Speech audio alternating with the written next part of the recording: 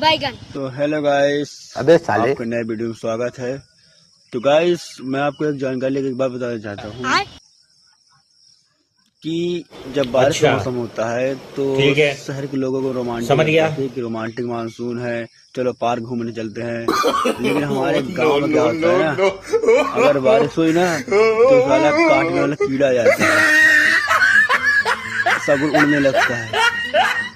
इसलिए गांव में बारिश रोमांटिक नहीं होती। जी देखो काट लिया सब बोला।